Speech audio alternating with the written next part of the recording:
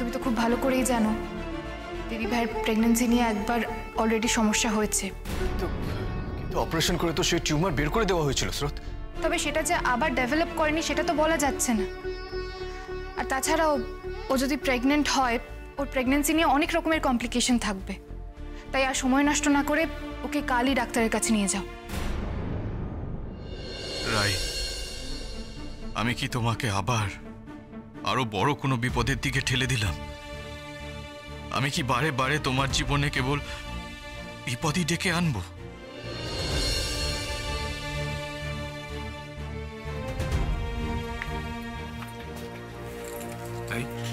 ঠিক আছে তুমি এসো এসো এসো এসো ডক্টর, কোনো ভয় নেই তো? ঠিক ঠিক আছে ঠিক আছে। আপনারা বসুন। হ্যাঁ হ্যাঁ রাই বসুন বসুন।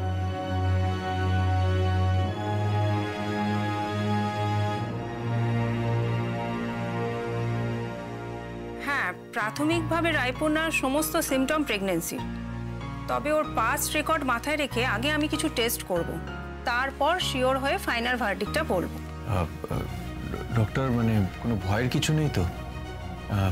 মানে এই প্রেগন্যান্সি নিয়ে কোনো বিপদ মনে হচ্ছে আপনার? না দেখুন ডক্টর, আপনি যদি মনে করেন যে কোনো রিস্কের ব্যাপার আছে, আপনার যেটা ঠিক মনে হয় আপনি সেটাই করবেন, আমার কোনো অবজেকশন নেই তাতে। তুমি কি বলছো এসব? আমি ঠিকই বলছি রাই, আমার স্ত্রীর লাইফ, ওর ভালো থাকাটাই হলো প্রায়োরিটি। আপনি সেটা মাথায় রেখে যা করার করবেন ডক্টর। দেখুন আমার কাছে আমার স্ত্রীর জীবনটা সবার আগে। আমরা সবসময় সেটা করি। মা আর বাচ্চা দুজনেই আমাদের কাছে খুব গুরুত্বপূর্ণ। আর যদি কোনো কঠিন সময় আসে তখন আমরা মায়ের জীবনই বাঁচাই। এনিওয়ে, এখনই এত কিছু ভাবার কোনো দরকার নেই। আমি কয়েকটা টেস্ট লিখে দিচ্ছি, আজই এই টেস্টগুলো কিন্তু করে নেবেন। তারপর কাল বিকেলে আমার কাছে রিপোর্টগুলো নিয়ে আসবেন। আর রায়পূর্ণা, একটা কথা কিন্তু আপনি সব সময় মাথায় রাখবেন, আপনার শরীরের সমস্যাগুলো কিন্তু আপনি সব জানেন।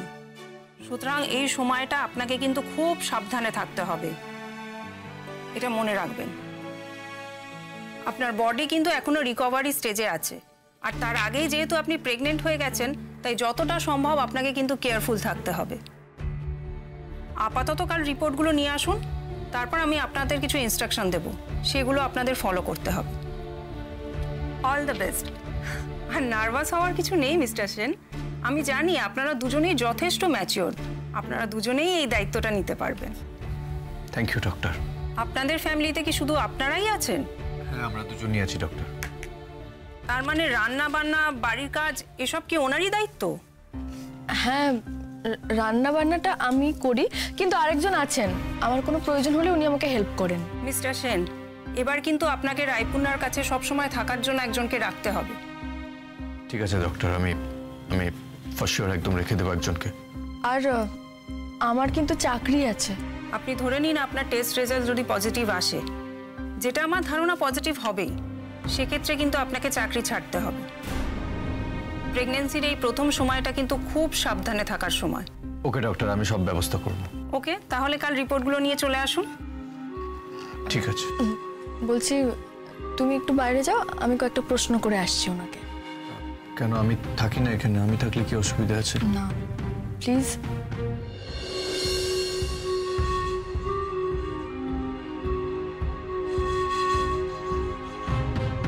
ডক্টর, আমি শুধু একটাই কথা বলবো আপনাকে, আমার হাজব্যান্ড প্রচন্ড নার্ভাস একজন মানুষ, প্রচন্ড। আর উনি আমার এই প্রেগন্যান্সির ব্যাপারে যে সমস্যাগুলো রয়েছে সবগুলোই জানেন, সে কারণে উনি নিজেকে গিল্টি ভাবছেন, সারাক্ষণ শুধু ওটাই ভেবে চলেছেন। তাই আমার কাইন্ডলি আমার একটাই রিকোয়েস্ট আপনার কাছে, প্লিজ রিস্কের যত কথা, যে সমস্ত কথা, সেগুলো আপনি আমাকে শেয়ার করবেন, প্লিজ আমার হাজব্যান্ডকে শেয়ার করবেন না। আর যা ইনস্ট্রাকশন দেওয়ার, যা যা ইনস্ট্রাক্ট করার আমাকে করবেন, প্লিজ ওর সামনে আপনি কিছু বলবেন না। রায়পূর্ণা, সেটা আমার এথিক্সের বাইরে।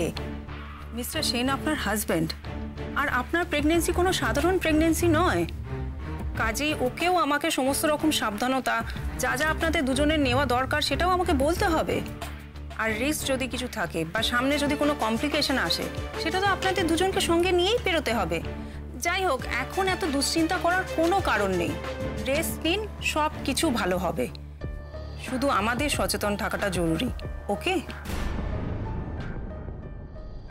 দিদিভাই আর অনির্বাণদা তো আজ ডক্টরের কাছে গেছে, একবার ফোন করব। কি বলল ডক্টর জানতে হবে। দিদিভাইয়ের কি সত্যি বাচ্চা হবে? স্রোত ঠিক বলেছে। তার মানে এবার দিদিভাই বর বাচ্চা নিয়ে নিজের মতো সংসার করবে, আমাকে চিরকালের মতো ভাসিয়ে দিয়ে।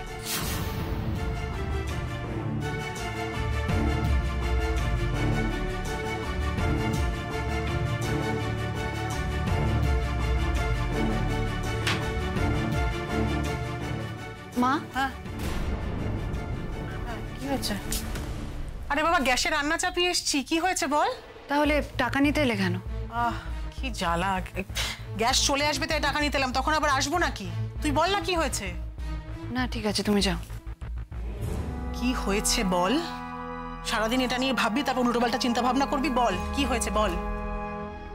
না, আমি ভাবছিলাম যে তুমি একবার দিদিভাইকে ফোন করে ওর খোঁজ খবর নেবে না। আজই তো ওর ডাক্তার দেখাতে যাওয়ার কথা ছিল, তো একবার ওকে ফোন করে খোঁজ খবর নেবে না, জিজ্ঞেস করবে না যে ডাক্তার কি বললেন না বললেন। দেখো, ওই টিউমার অপারেশনের পর কিন্তু ডাক্তার ওকে বলে দিয়েছিলেন যে ওর প্রেগনেন্সিতে কিছু সমস্যা দেখা দিতে পারে। আমার মনে হয় তোমার একবার দিদিভাইকে ফোন করে জেনে নেওয়া উচিত ডক্টর কি বললেন না বললেন। আমি তো ভাবছি সারাদিন ধরে একটা ফোন করব, একটা খোঁজ নেব। বুঝতে তো পারছি না, ডাক্তারের চেম্বারে আছে না ওখান থেকে বেরিয়ে গেছে। এখনই কি একটা ফোন করবো নাকি? এক্ষুনি করো মা, এক্ষুনি করো। দেখো, ব্যস্ত থাকলে বা চেম্বারে থাকলে খুব জোর ফোন ধরবে না। মা, তোমার টেনশন হচ্ছে না দিদিভাইয়ের জন্য? যেখানে ডক্টর নিজে বলেছেন ওরকম একটা অপারেশনের পর মিনিমাম 1 বছর দিদিভাইয়ের প্রেগনেন্সিতে সমস্যা দেখা দিতে পারে। আমি কিছু বললেই তোমাদের খারাপ লাগে। সত্যিটা তো তুমি নিজেও জানো মা। বাচ্চা জন্ম দিতে গিয়ে যদি দিদিভাইয়ের লাইফ রিস্ক হয়, মা বেশি দেরি হয়ে গেলে যদি বাচ্চা মা দুজন। থাম তো, আলাই শার্ট, একথা মুখে আনিস না নীলু। মুখে না আনতে চাইলেও চিন্তা তো তোমারও হচ্ছে, তাই না মা? তাই বলছি প্লিজ দিদিভাইকে তুমি একটু বোঝাও। বাচ্চা কাচ্চা পরেও হতে পারে, এত তাড়াহুড়োর তো কিছু নেই। থাম দেখি, তুই না সব সময় বাজে কথা বলিস রে। এই জন্যেই, তোর এই কারণে কিন্তু সবাই তোকে এড়িয়ে চলে, জানিস তো। রাইয়ের কিচ্ছু হবে না, রাই একদম সুস্থ থাকবে, কিচ্ছু হবে না রাইয়ের। সত্যি কথা বললে, প্র্যাকটিক্যাল কথা বললে তোমাদের গায়ে লেগে যায়।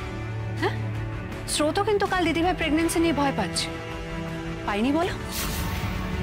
অনির্বাণদার আর কি, সে কখনো এই বউ কখনো সেই বউ, এইসবই করে বেড়ায়। একবারও ভাবলো না, এরকম একটা কাজ করার আগে একবারও ভাবলো না সে। এরকম একটা রিস্ক নেওয়ার আগে তার তো উচিত ছিল ডক্টর কনসাল্ট করা, কিন্তু সে করেনি। আজকালকার দিনে দাঁড়িয়ে মানুষ কত ফ্যামিলি প্ল্যানিং করে, কিন্তু সে হুট করে দিদিভাইকে এরকম একটা রিস্কের মধ্যে ঠেলে ফেলে দিল। এরপর যদি বাচ্চা জন্ম দিতে গিয়ে দিদিভাই মরে যায়, তখন কি হবে? অনির্বাণদার কিছু আসবে যাবে? সে তো গালন গালন চোখে জল ফেলে আবার আরেকটা বিয়ে করে বসবে। যা যাবে তা তো আমাদের। ও চুপ কর তো, চুপ কর, চুপ কর। তুই মুখটা বন্ধ করবি? করছি আমি ফোন। কোথায় ফোনটা? এই তো, একটা শান্তি দেন একটা দিনের জন্য।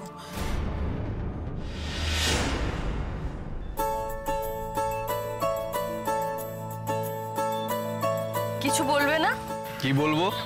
তুমি আমার কোনো কথা শোনো? শুনি না, তোমার কথা শুনি না আমি। তুমি বলে তো দেখো, তারপর দেখো শুনি কিনা। এই শোনো রাই, আমি কিন্তু ডক্টরের থেকে কোনো আলাদা কিছু বলি না।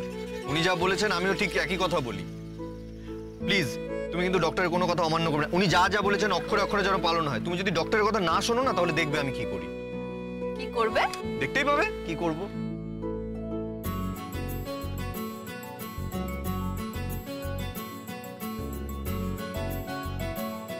মোটর গাড়ি চালাচ্ছ নাকি গরুর গাড়ি?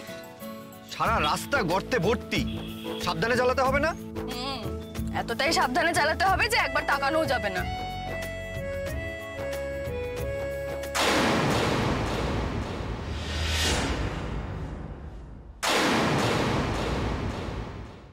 দেখেছো কি হলো?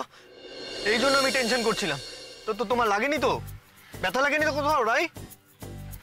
নজর হাঁটি দুর্ঘটনা ঘাটি, দেখলে তো কি হলো? এই জন্যই আমি সোজা তাকিয়ে চালাচ্ছি। আমি আর কোনো দিকে তাকাবো না, একদম সোজা তাকিয়ে গাড়ি চালাবো। আমি সোজা বাড়িতে গিয়ে উঠবো। আরে বাবা ঠিক আছে, আমি একদম ঠিক আছি, কোথাও লাগেনি আমার। রাস্তায় তো এরকম ছোটখাটো গর্ত থাকবেই। তাই বলে তুমি কি বিশ্বামিত্র মুনি হয়ে থাকবে নাকি? 100%।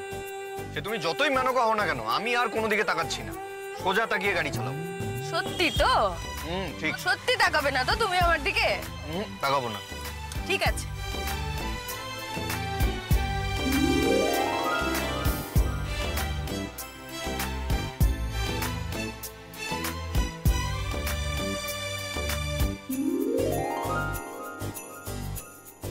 করোনা কিন্তু রাই, আরে প্লিজ করোনা। দেখো এবার কিন্তু আমি গাড়ি থামিয়ে কিন্তু শুরু করে দেবো, কিছু একটা করে ফেলবো কিন্তু আমি। আরে একবার তাকাও না, প্রাইজ পাবে।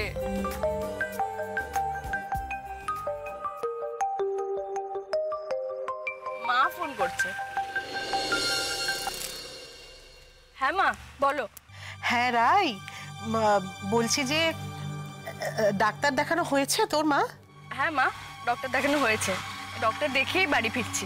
ও তা কি বললো ডাক্তার কি বললো? সব ঠিক আছে মা, তুমি একদম টেনশন করো না, একদম ভাববে না এসব নিয়ে তুমি। সব ঠিক আছে, আমি একদম সুস্থ আর সবকিছু নর্মাল, বুঝেছো?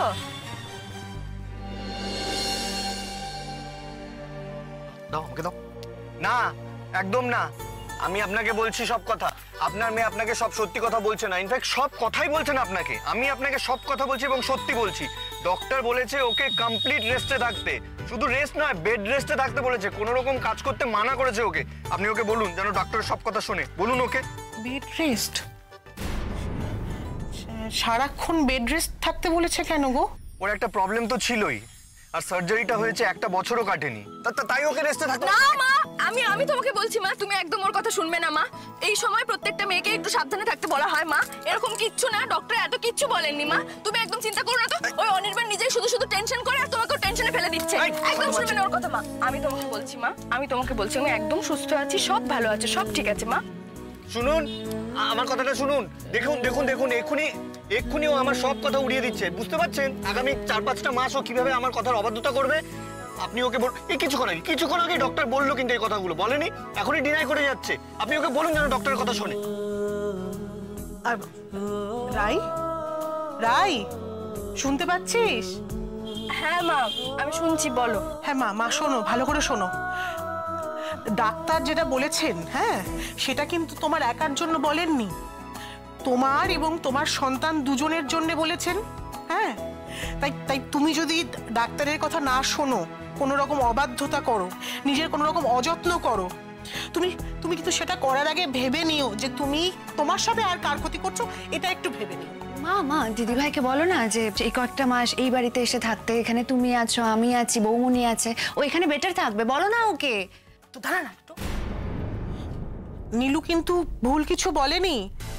হ্যাঁ তুমি অনির্বাণ, বলছি যে আমরা তো এখানে এতজন আছি, বলো আমরা এখানে এতগুলো মানুষ আছি, তা আমি বলছিলাম কি যে অনির্বাণ, রাইয়ের কিন্তু কোনো অযত্ন হবে না, জানো তো।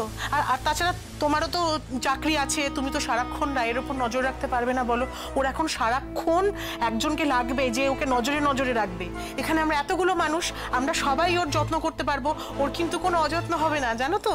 তাই বলছিলাম যে কয়েকটা মাস যদি ও একটু আমাদের বাড়িতে এসে থাকে, তা আসবে বাবা? না মা, আমি ওখানে গিয়ে থাকলে কি করে হবে? অনির্বাণ তো পুরো একা হয়ে যাবে, তাই না? মানে এখন তো আঙ্কেল আন্টি কেউই এখানে এসে থাকতে পারবেন না। তুমি একদম চিন্তা করো না মা, নমিতা দি তো আছে। আমি বরং নমিতা দিকে এখন থেকে 24 ঘন্টাই থাকতে বলে দেবো, সারাদিন। আগে তো নমিতা দি তাই থাকতো, কোনো অসুবিধা হবে না আমার, আমি খুব ভালো থাকবো, চিন্তা করো না। আচ্ছা মা, বলছি আমরা রাস্তায় আছি তো, বাড়ি গিয়ে বাকি কথা বলছি, কেমন? ঠিক আছে, বলছি কখন বাড়ি ঢুকবি? কিছু খেয়েছিস সকাল থেকে? না, আমি এখন কিছু টেস্ট করাতে যাচ্ছি, টেস্ট করিয়ে তারপর বাড়ি ফিরবো। ঠিক আছে, রাখছি, বুঝলে? হ্যাঁ রাখো, ভালো থেকো। হ্যাঁ, তোমার বোধহয় ও বাড়িতে গিয়ে থাকাই ভালো রাই। আমি বোধহয় ঠিক করে তোমার যত্ন করতে পারবো না। তুমি ওই বাড়িতে থাকলে আমার মনে হয় তোমার যত্নটা বেটার হবে। আর তাছাড়া আন্টিও তোমাকে নিয়ে খুব টেনশন করছে। মোটেই না মা, মোটেই এরকম কিছু ভাবছে না। আমি জানি তোমার থেকে বেশি কেয়ার আমার আর কেউ নিতে পারবে না। Thank you Rai. ফার্স্টলি আমাকে ভরসা করার জন্য, আর সেকেন্ডলি এরকম একটা ভাইটাল সময় আমাকে তোমার পাশে থাকতে দেওয়ার জন্য। এখন চলো, এরপরে না হলে পুলিশ ধরে নিয়ে যাবে। তুমি এক কথায় রাজি হয়ে গেলে? বাহ, চমৎকার। তার কি করব? সব কথা আমাকে এভাবে চাপবি না তো নীলু। সবসময় বাড়াবাড়ি। রাই যা কিছু বললো তারপরে আমার অরাজি হওয়ার কোনো জায়গাই ছিল না। কেন নেই? তোমার অনির্বাণদাকে বোঝানো উচিত ছিল যে দিদিভাইয়ের এই মুহূর্তে এই বাড়িতে এসে থাকাটা উচিত না। আচ্ছা, ওই বাড়িতে একটা কাজের লোকের ভরসায় ও সারাদিন থাকবে? কোনো মানে হয় এটার? আর এটা তো কটা দিনের ব্যাপার নয়, দীর্ঘ কয়েক মাসের ব্যাপার। আচ্ছা আচ্ছা, আমি এই বাড়িতে না হয় খারাপ, খুব খারাপ, আমি ওর কাছে যাব না, ওকে ছোব না পর্যন্ত, কিন্তু তুমি বৌমনি, তোমরা তো আছো, তোমরা যেভাবে ওর খেয়াল রাখতে পারবে সেটা কি ওই নমিতাদি পারবে? শুনলি তো নিজের কানে। রাই অনির্বাণকে ছেড়ে থাকতে চাইছে না, সেটা তো ঠিকই আছে। অনির্বাণেরও তো কাজকর্ম আছে, তাছাড়া অনির্বাণেরও তো ইচ্ছে করতেই পারে ওর বউ বাচ্চার সঙ্গে থাকতে। এটা কোনো কথা হলো মা? এটা কোনো কথা হলো? অনির্বাণদা যদি দিদিভাইকে নিয়ে কেয়ার করতো তাহলে বলতো এই বাড়িতে এসে থাকতে দিদিভাইকে, কিন্তু না, ওটা করেনি, কারণ ও সেলফিশ। ও নিজে একটা কাজ করতে পারে না, সবসময় প্রতিটা কাজে ওর পেছনে লোক লাগে, আর ও জানে দিদিভাই যে অবস্থাতেই থাকুক না কেন ওর কাজ ও ঠিক করে, তার জন্য ও কিছু বলছে না। দেখো মা, আমার যা বলার আমি কিন্তু বলে দিয়েছি। এই সব কিছুর মাঝে পড়ে যদি কোনো বড়সড় বিপদ হয় তখন কিন্তু তোমরা বলবে নীলু যা বলেছিল ঠিক বলেছিল।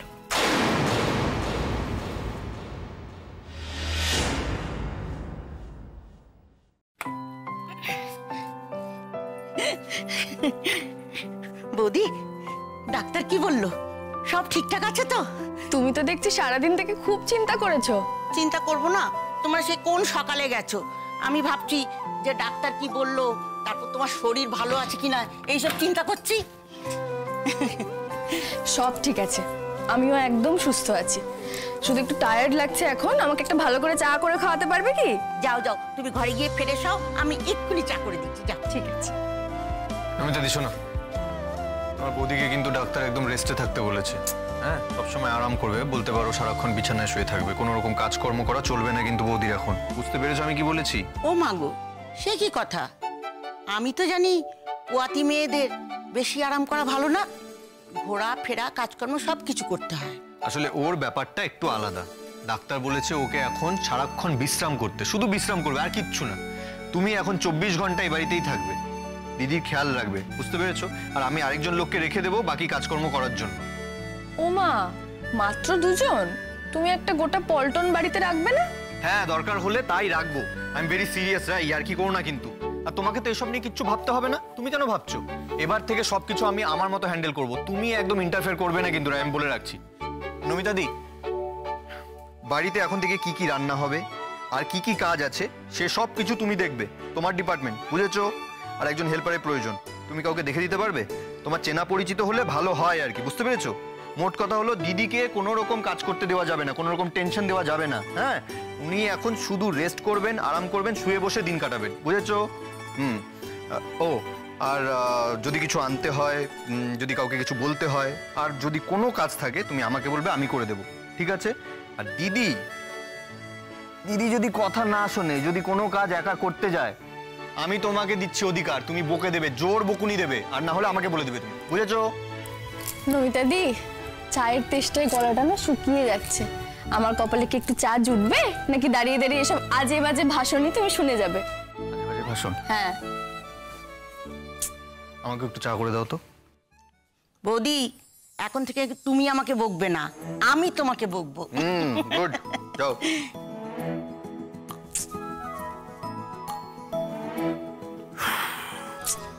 কি হচ্ছে এসব অনির্বাণ? যেটা হওয়া দরকার সেটাই হচ্ছে। তুমি অফিসে যাবে না আজকে? আজ অফিস নেই? আছে, যাবো, একটু দেরি করে যাবো, বলে রেখেছি। আর আমি অফিস দেরি করে গেলে কোনো অসুবিধা হবে না, তোমাকে এসব নিয়ে ভাবতে হবে না। চলো ঘরে, চলো, রেস্ট নেবে, চলো। একটু পরে যাই না, একেবারে চাটা খেয়ে তারপর ঘরে যাব। তুমি বসো না এখন একটু এখানে। খুব ধকল গেছে আজ, অনেকগুলো টেস্ট করাতে হয়েছে। একটা কথা বলবে? কেন এত টেনশন করছো অনির্বাণ? প্লিজ টেনশন করো না। দেখো তুমি কিন্তু আমাকেও ভয় পাইয়ে দিচ্ছ।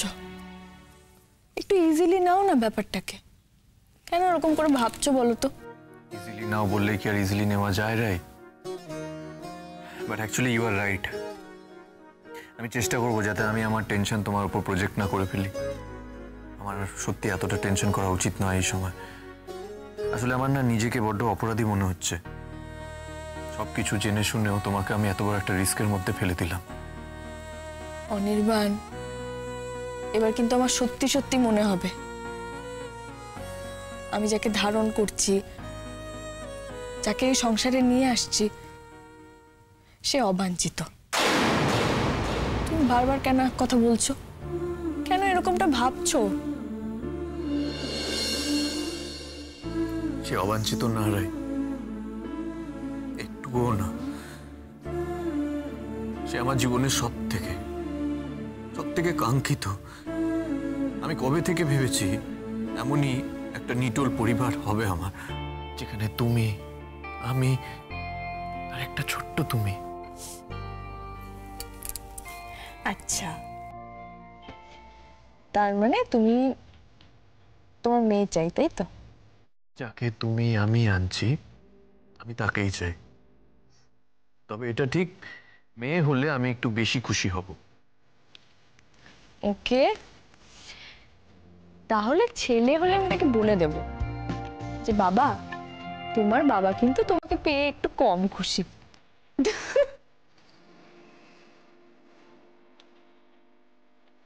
রাই, ভাবছি এখন এই কয়েকটা মাস আমি ওয়ার্ক ফ্রম হোম করব। তোমার কাছে থাকবো, তোমার পাশে থাকবো। এই যে চা।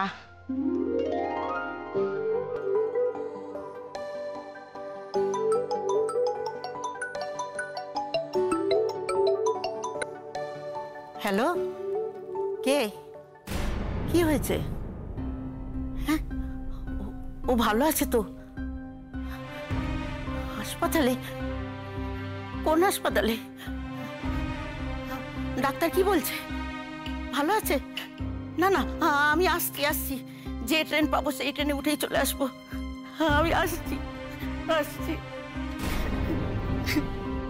নমিতা দি, কি হয়েছে? আরে কাঁদছো কেন? কি হয়েছে সেটা বলবে তো?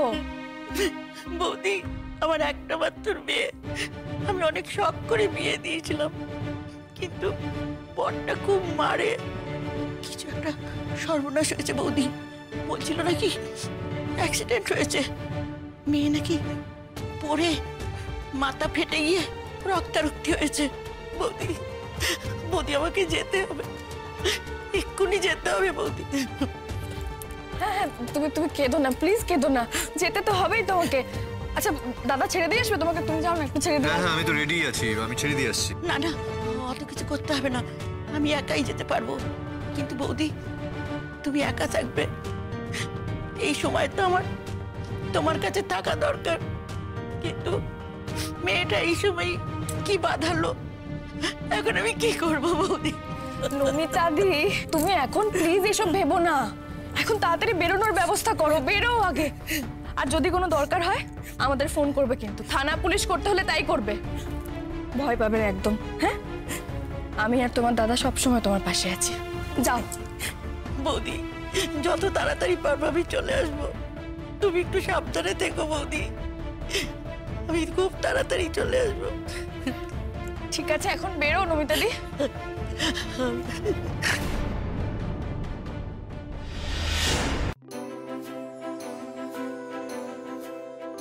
রাই, আরে কি হলো, এত সময় লাগছে কেন? তুমি ঠিক আছো তো?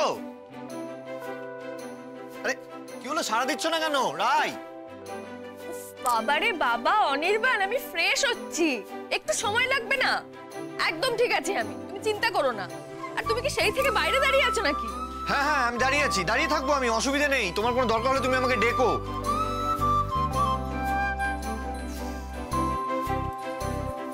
সত্যি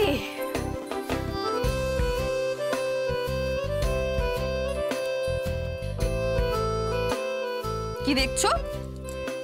আজ তো আছে কি না? বাথরুমে গেছিলাম অনির্বাণ, জীবন যুদ্ধে নয়। তাতে কি? কোনো সারা শব্দ নেই, আমার টেনশন হচ্ছিল। এই শোনো শোনো শোনো, এরপর থেকে যখনই বাথরুমের ভেতরে যাবে লক করবে না ভেতর থেকে, আমার টেনশন হয়। কোনো অসুখ বিসুখ হলে, কোনো অসুখ। এবার কিন্তু বাড়াবাড়ি হচ্ছে, একদম বাড়াবাড়ি হচ্ছে। তুমি এতগুলো মাস ধরে আমার সঙ্গে এইভাবে যদি এই কাণ্ডটা করে যাও না, তাহলে আমি পাগল হয়ে দেশত্যাগী হব বলে দিলাম। আগে পা মোছো, পরে দেশত্যাগী হবে। আগে পা মোছো, পায়ে জল আছে, স্লিপ কাটবে, পা মোছো। বাবা রে বাবা, একটা মানুষ যদি সারাক্ষণ এরকম টিকটিক করে যায় তাহলে কি করব? কোথায় যাব আমি?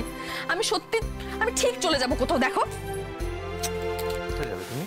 হ্যাঁ, কোথাও যেতে দেবো না আমি তোমাকে। এভাবেই তোমাকে আমি জড়িয়ে ধরে থাকবো। এই সাবধানে। আমার ছানা আর আমার ছানার মা দুজনেই এখন আমার দায়িত্বে। তাদের গায়ে যাতে একটি আচরণ না পড়ে সেটা তো আমাকেই দেখতে হবে। এবার বলো, পালাবে?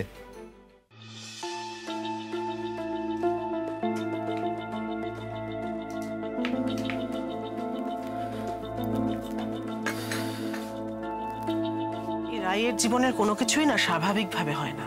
কেন মা, আবার কি হলো? কি আবার হবে? ওই যে নমিতার বাড়িতে এমন না কি বিপদ হয়েছে, তাকে নমিতাকে যেতেই হবে। সে না গেলে নাকি চলবে না। এবার কি হবে বলো তো মিষ্টি? অনির্বাণের অফিস আছে, ওদের বাড়ির এত কাজের চাপ, রায়কে দেখার সব ভার তো নমিতার উপর দেওয়া ছিল। এবার নমিতা না থাকলে সব চাপ তো ওই মেয়েটার উপর এসে পড়বে। তো ভার নিতে পারবে মেয়েটা? কিছু যদি হয়? কি করা যাবে মা? তো অ্যাক্সিডেন্ট, আর নমিতাদিকে না ছেড়েও তো কোনো উপায় ছিল না। আরে বাবা, সে জানি, কিন্তু বিপদ হবি সেটা এখনই হতে হলো, এক্ষুনি। হাজার হোক মায়ের মন তো, এদিকে বোঝাতে পারছি না। তুমি আমাকে স্বার্থপরের মতো বলো আর যাই বলো, আমার এখন ভীষণ মনে হচ্ছে যে মেয়েটার সঙ্গে সব সময় একটা দেখাশোনার লোক দরকার। সব ভার নিতে গিয়ে যদি মেয়েটার কোনো বিপদ হয়, কি হবে বলো তো? চিন্তা তো আমারও হচ্ছে। আর রাই যা ছটপটে মেয়ে, একটু যদি চোখে চোখে না রাখো তাহলে বাড়ির সব কাজ একাই নিয়ে বসবে। সে আর বলতে, আমি তো ফোন করেছিলাম একটু আগে তাকে বোঝানোর জন্যে, যদি বুঝিয়ে সুঝিয়ে এ বাড়িতে আনার কোনো ব্যবস্থা করা যায় না। সে উল্টে আমাকে বুঝিয়ে দিল, মা তুমি একদম চিন্তা করো না, আমি সব পারবো একা সামলে নিতে। সব একা সামলে নিতে পারবো বললে হয় নাকি? বলছি সে অবশ্য সত্যি, ওরা সবই নিজেরা অনেক সামলেছে মা। কম তো ঝড়ঝাপটা যায়নি ওদের উপর দিয়ে। এবারটাও যে ওরা সামলে নিতে পারবে সেই বিশ্বাস আমার আছে। না, শুনলে না? মাকে বললাম থাকবো না মায়ের কাছে। এই যে তুমি আমার কাছে আছো, এই যে আমি চাই না তুমি আমাকে ছেড়ে ও বাড়িতে গিয়ে থাকো, এই যে আমি চাইছি তোমার মধ্যে আমাদের দুজনের সন্তান একটু একটু করে বড় হোক, সেটা আমার চোখের সামনে হোক, এটা কি আমি খুব স্বার্থপর ভাবে চাইছি? নমিতাদি চলে গেল, আর আমি যতদূর নমিতাদির সমস্যা বুঝলাম, নমিতাদি আসতে পারবে না। আমার কি উচিত তোমাকে তোমার মায়ের কাছে দিয়ে আসা? বা তোমার মা যদি এখানে এসে তোমার কাছে থাকতে পারেন, আমি কি একবার তোমার মাকে রিকোয়েস্ট করে দেখব? মা অত বড় সংসার ছেড়ে কি করে আসবে বলো তো? পারবে না। দাদা ভাই এখন চাকরি নিয়ে ব্যস্ত, চৌকিটার সামনে পরীক্ষা, বৌমনির ওকে দেখতে হবে, বৌমনির ও না দেখলে সমস্যা। তাছাড়া নীলুও তো আছে, দাদা ভাই এখনো ওকে সহ্য করতে পারে না। মা সেটা নিয়ে খুব ভয়ে ভয়ে থাকে। এই না দাদা ভাই নীলুকে বাড়ি থেকে বের করে দেয়। তুমি বললে মা হয়তো দায়ে পড়ে আসবে, কিন্তু এখানে সারাদিন টেনশন করতে করতে মায়ের হাই প্রেশার হয়ে যাবে। ছেড়ে দাও, তার চেয়ে কিছু বলতে হবে না। তাহলে উপায়? এখানেই থাকবে? কেন? মিস্টার অনির্বাণ সেন কি আমাকে ঘাট থেকে নামাতে চাইছেন? প্লিজ, এসব কিন্তু একদম বলবে না। তাহলে এত কিন্তু কিন্তু করো না। কি আর করবো, আমার কপালেই অকর্মণ্য অগোছালো মানুষটার যত্নে থাকাই আছে, তার দায়িত্বেই থাকবো। তাহলে তাতে যে এই অকর্মণ্য অপদার্থ মানুষটার ভাগ্য খুলে যাবে, ধন্য হয়ে যাবে এই মানুষটা। তুমি ভেবো না রে, আমি এই কয়েকটা মাস ওয়ার্ক ফ্রম হোম করে নেব, দরকার হলেই অফিসে যাব। এন্ড ইটস ডিসাইডেড, বাস।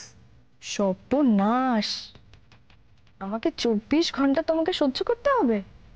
হবে, আর সেটা তোমারই চয়েস। এই না, সিরিয়াসলি বলছি, আমি একটা সেন্টারে কথা বলেছি, আসতে সাবধানে। ওরা এই মানে টেক কেয়ার করার লোক পাঠায় সব জায়গায়। ওরা আমাকে বলেছে কালকে আরও একবার ওদেরকে ফোন করতে। সে তো করবোই ফোন, কিন্তু আমি এর মধ্যে আরও 2-3 জায়গার নাম্বারও জোগাড় করেছি। ইনফ্যাক্ট শর্মি আমাকে একটা সেন্টারের নাম্বার দিয়েছে, বলেছে খুব ভালো, সেখানেও ফোন করবো। দেখো, সব জায়গাতে আমাকে ট্রাই করতে হবে। এমন কাউকে দরকার যে তোমার মানে সেবা করায় কোনো ত্রুটি রাখবে না। ইনফ্যাক্ট টাইমলি তোমাকে ওষুধপত্র দেওয়া, খাওয়া দাওয়া, তোমার যা যা প্রয়োজন সবকিছু যেন তোমার হাতের সামনে এনে হাজির করে দেয়। তোমার দেখাশোনার কোনো ত্রুটি রাখা চলবে না। আমি কোনো মতে সেটা অ্যাফোর্ড করতে পারবো না রাই। আচ্ছা, আর কি হলো? দেখছি আধবেলা টেক কেয়ার করতেই অনির্বাণ সেন এমন লাজে গোবরে হয়ে গেছেন যে গোটা দিন তোলপাড় করে ফেলেছেন একটা লোক খুঁজতে।